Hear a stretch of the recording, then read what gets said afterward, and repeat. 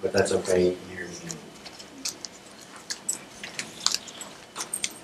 There was a missionary that was on his way somewhere else, and there was a malfunction with the plane, and it crashed, and he was the only survivor.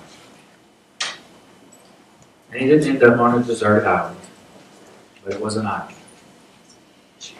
And he didn't speak the language of these people.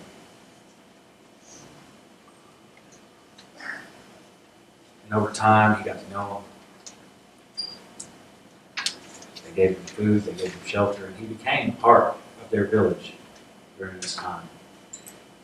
You would think as a missionary, the first thing he would do is hit the ground, hand out Bibles, preach the word of Jesus. But he didn't do it. In fact, in his entire stay there, of almost 20 years, he never showed a Bible. And he never tried to convert these people. After that 20 years, some other missionaries came to the island, and they were met by some tribal leaders. And they started to talk about Jesus.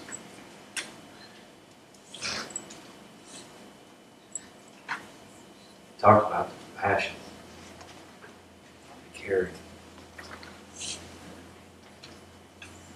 This Jesus that loved the last, the lost, and the least.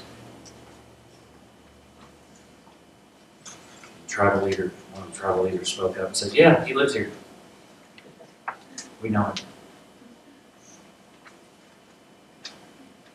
The missionaries were kind of taken aback, and so they said, "Well, can you lead us to this Jesus?" Yeah. So they brought him to this little hut. And there they were reunited with their lost missionary. This man had held the hand of the dying. He had helped to gather food just right alongside the people that had cared for him.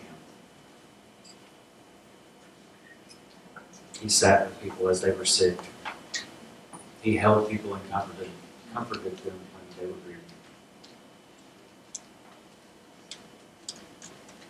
He never said the name of Jesus,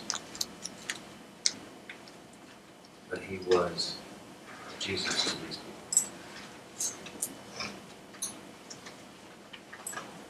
I'm just going to be honest, it's been a really long month.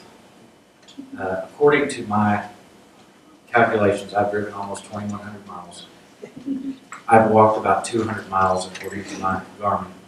And I've had some wonderful experiences, along with some not so great ones. And I'm not going to lie, I'm tired. I traveled to Tulsa several times.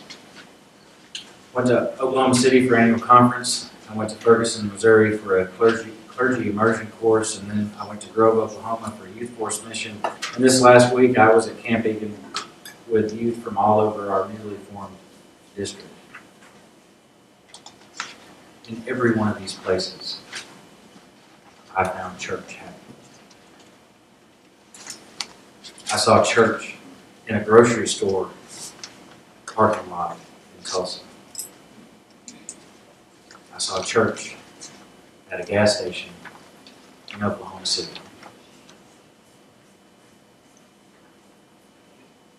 I saw church outside of Taqueria in St. Louis and inside a barbecue joint in Ferguson, Missouri. I've seen church in the yard of a mobile home and countless other places in and around Grove, Oklahoma. In this series, the first week, we defined church as a called out people, not as a building. But I like to change definitions a little bit. And actually, this time, my definition is more strict instead of more open. My definition of church for this sermon is sharing the gospel. Now, I don't mean handing out little tracts. I don't mean shouting on the corner with a bullhorn about hell and fear. I mean the good news.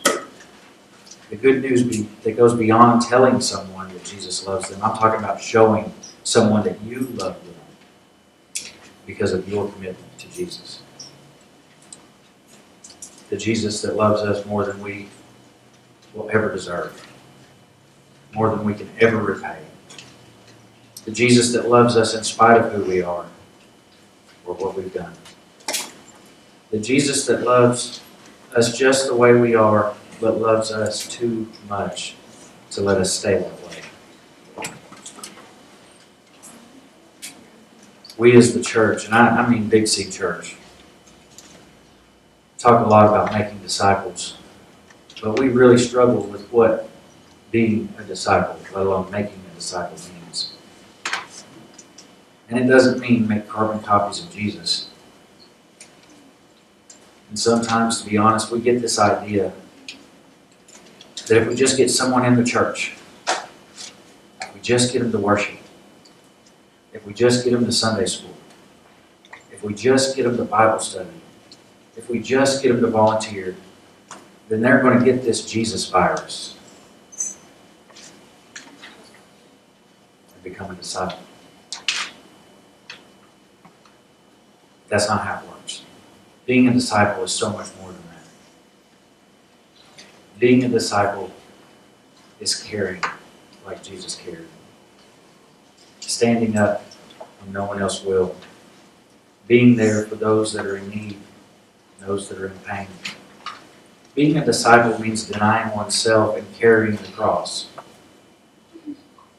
Being a disciple means carrying someone else's burden for them, lightening their load, giving them hope, just like Jesus would. And as a pastor, this is really hard to say, but as a church, Big C Church again, we're failing at an alarming rate. Over the years, we've thought of church as this ideal place for these ideal people, these perfect people, or at least those who can really put on a good show, to come together and congratulate each other every week. But that's not church. Church is more like a hospital for sinners than a museum for saints. And we should know better than anyone that we aren't perfect. And we should let everyone know that perfect people are just not allowed here. Not allowed in the church. Because the church is for the broken. Just like Jesus reached out to the last, the lost, and the least, that's what we're here for. I like to say that the church is for the broken people and the weirdos and the outcasts, where the hopeful and the hopeless both can find refuge and sanctuary, even if it's just for an hour a week. I said I was at Camp Egan this last week, and in my final group, I had to leave a little early. I told my youth in this small group about my experience in youth camps. And I loved camp. It was the only place where I felt that I could be me. And I'll be honest, I was a weird kid. I'm a weird adult too. And I had been through a lot by the time I was their age. And camp was the only place that I could let down the walls. Where I could quit showing people what I wanted them to see. And where they could see the real me, the vulnerable me, the me that wanted to be a disciple. I told the youth that I would come home from these really intense times, and I'd get really, really depressed. We didn't have social media, so you couldn't just Facebook somebody, you couldn't Instagram them, you couldn't whatever. You had to write letters. In fact, the kids today, or the kids yesterday asked, what's a letter? But when I come home, I had to put those walls back up. And I didn't have a lot of friends because I didn't know who I could trust. Because the real me, the one inside that wall, was already broken and still fragile. What I didn't understand until I was older was that those places were like going to a bonfire and feeling the heat and seeing the light, but then being sent home with a single unlit match.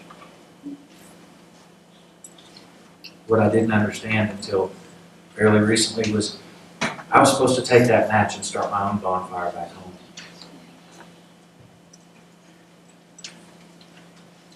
To create a new bonfire that warmed others and showed them light, that pushed back darkness.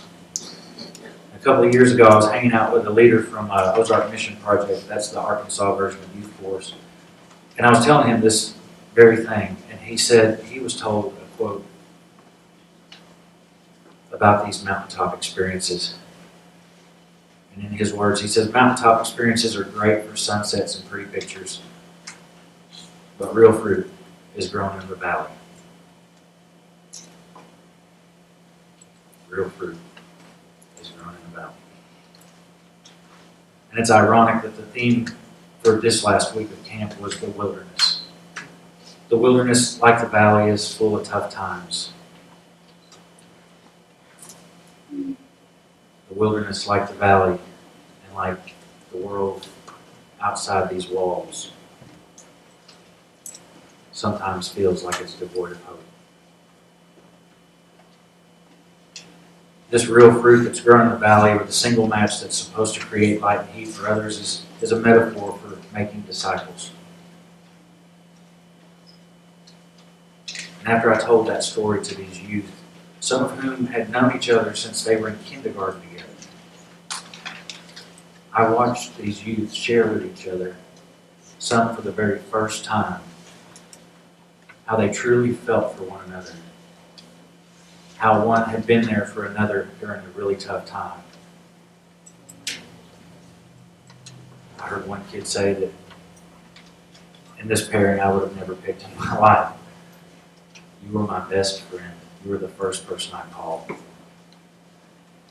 And that person had no idea that they were first on someone else's list.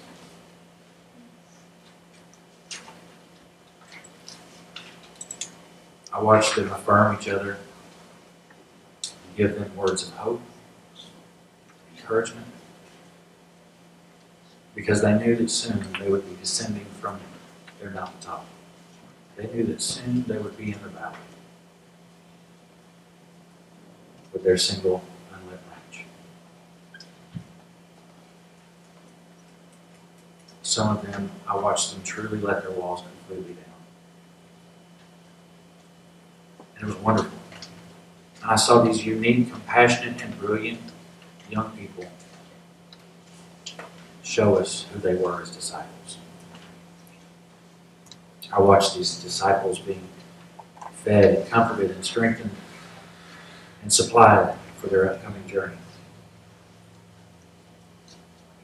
As I drove home late last night, I thought to myself, if the entire world were made up of people like those young people, the kingdom would already be here.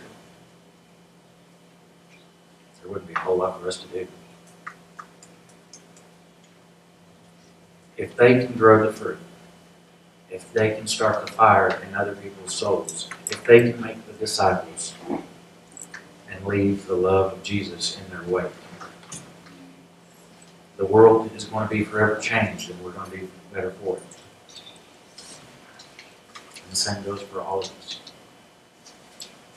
The scripture for camp this week was from Isaiah 40, verses 3 through 5. A voice cries out in the wilderness, prepare the way of the Lord. Make straight in the desert a highway for our God. Every valley shall be lifted up, and every mountain shall be made level. All the uneven ground shall be made level, and the rough places will be a plain. Then the glory of the Lord shall be revealed, and all the people shall see it together, for the mouth of the Lord has spoken. In the New Testament, we hear John the Baptist saying those words about Jesus, but I say those words about you all as well. the experiences that you've had, the lives that you've lived up until this point are a testimony to who God is and how God works in this world.